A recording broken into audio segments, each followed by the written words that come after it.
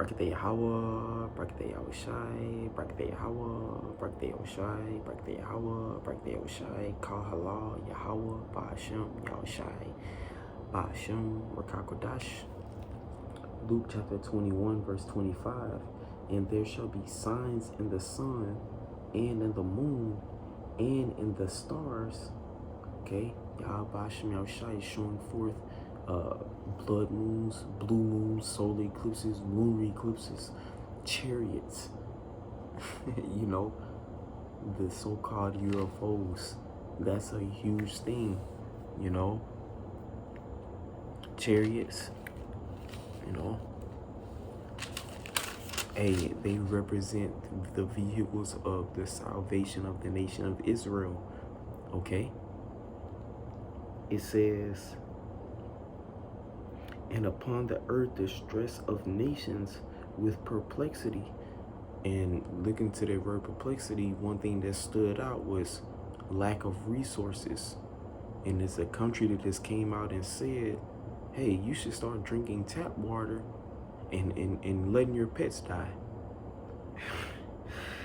The sea is getting real. The sea and the waves roaring, and the sea can represent the people.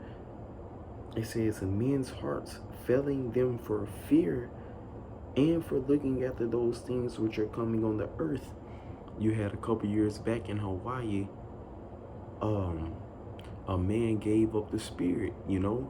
He got the emergency alert that an ICBM missile had been launched, okay, for, I believe, from North Korea. And he just, you know, he just dropped dead. For the powers of heaven shall be shaken. The elites, okay, they are in fear. They have underground bunkers that they can flee to pursuant to Amos 9, the 9th chapter. It says, and then shall they see the Son of Man coming in a cloud with power and great glory. Yahweh Shai, he's pulling up in style on that huge fathership that he speaks of in 2 Ezra 13. Okay? Yahweh Shai pulling up in style, and as I believe Job, the great prophet Job said he would see Yahweh Shai coming, you know.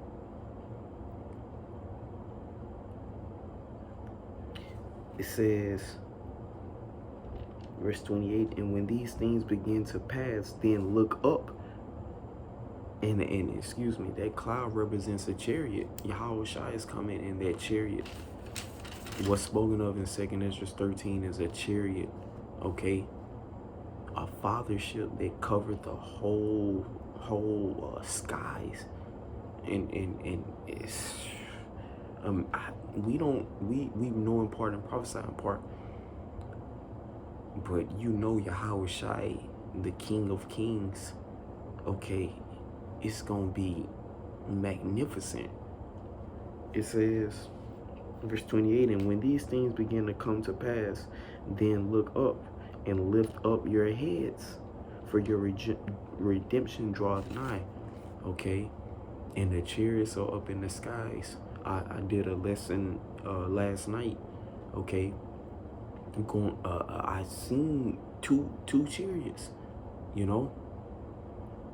They were gleaming and they were flashing, all, you know, all colors, you know, of the spectrum,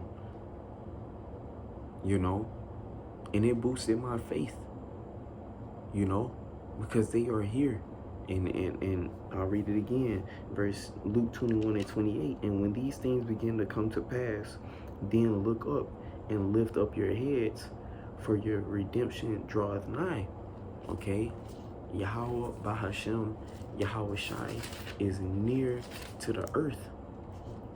Okay, he is very near to the earth, and as he gets closer, things are getting more and more intense.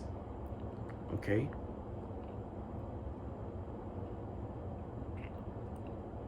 Matthew chapter 24, verse 30. And then shall appear the sign of the Son of Man in heaven.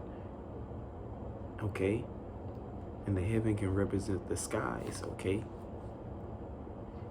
And then shall all the tribes of the earth mourn, and they shall see the Son of Man coming in the clouds, the chariots, so-called UFOs, okay?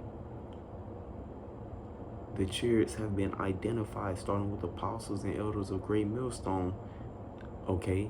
They're chariots, so-called by the Edomites, the so-called white man, IFOs or UFOs or UAPs, you know?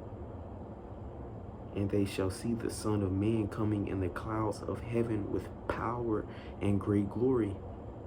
Yahweh Shai is coming with the fleet, the Alahayim, okay? And he shall send his angels with a great sound of a trumpet, and they shall gather together his elect, that remnant, the 144,000 prophets that are prophesying the new song, okay, the gospel, the good news to the nation of Israel, the so-called Negroes, Latinos, and Native Americans, and also to the heathen nations, letting them know what's coming.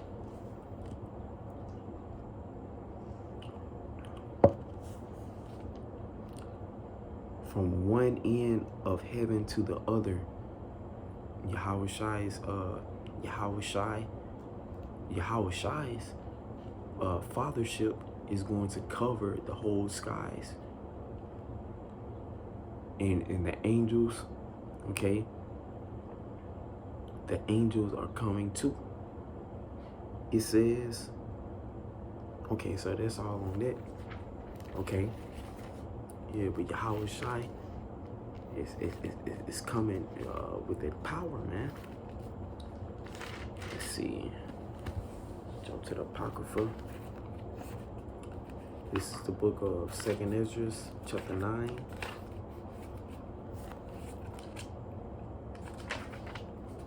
And this is just, the song that was on my spirit. 2nd Esdras, chapter 9, verse 1.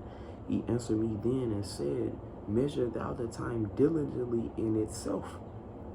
And when thou seest part of the signs past, which I have told thee before, you measure the signs, okay, by the signs, the prophecies. The Lord said, which he has told thee before, okay, wars, pestilence, rumors of wars, famine. You see?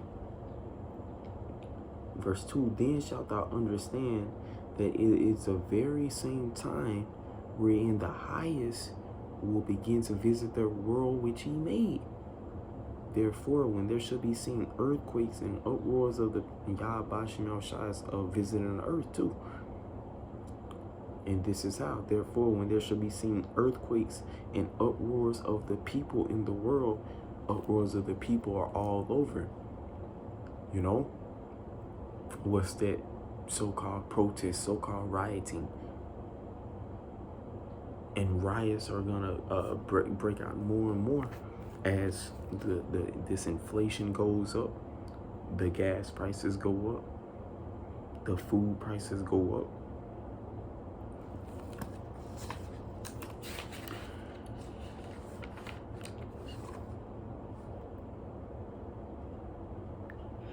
Let's see.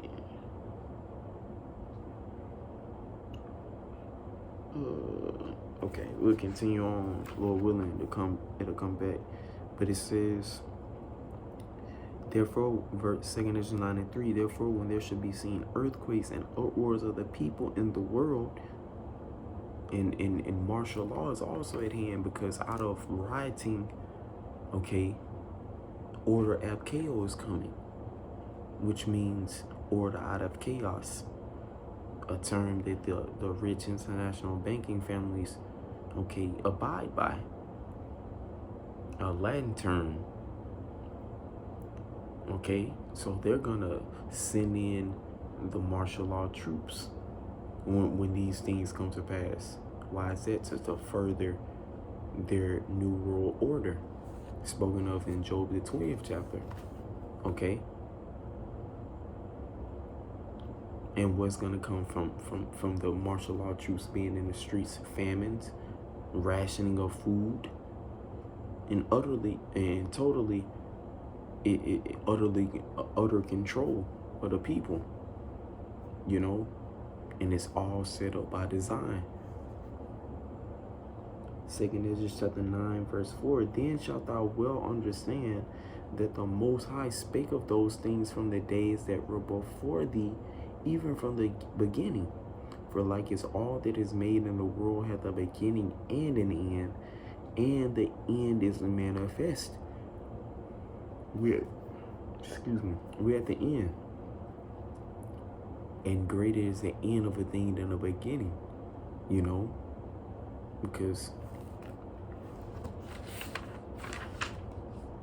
2 Ezra chapter 6 verse 9, it says, for Esau is the end of the world. Esau is the Edomites, the self-proclaimed so-called white man, you know, and it's not by skin color, it's by the spirit. Okay? And you can try the spirit by the spirit. In Romans 8 and 16 tells you that the spirit of Yahweh Bashem Yahushai, I don't want to misquote it, but if you're a so-called Negro, Latino, and Native American, in this truth, what's being preached by the prophets, starting with the apostles and elders of Great Millstone on down, hits you and it connects with your mind.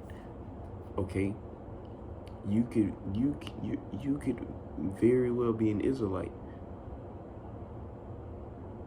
It says 2 Ezra 6 and 9, for Esau is the end of the world, and Jacob is the beginning of it that followeth. Jacob represents the 12 tribes of the nation of Israel. He is the forefather of the 12 tribes of the nation of Israel. Okay, back to Isaac. Okay, and back to Abraham. You see, it says, so 2 Ezra 6 and 9, for Esau is the end of the world, and Jacob is the beginning of it that followeth. So, when this current time comes to pass, when Esau comes to pass, okay, when World War III, and because this current time period is going on by destruction, okay, by World War III, the third woe, prophesied in Revelation. Okay, it says, and Jacob is the beginning of it that followeth. Jacob is up next. It's the 12 tribes of Israel. We're up next. The so-called Negroes, Latinos, and Native Americans. You see? Kal Halal Yahweh Ba'ashem Yahushai for the victory, man. But not to rub on too much, I want to say Kal Halal Yahweh Ba'ashem Yahushai Ba'ashem Rakakwadash.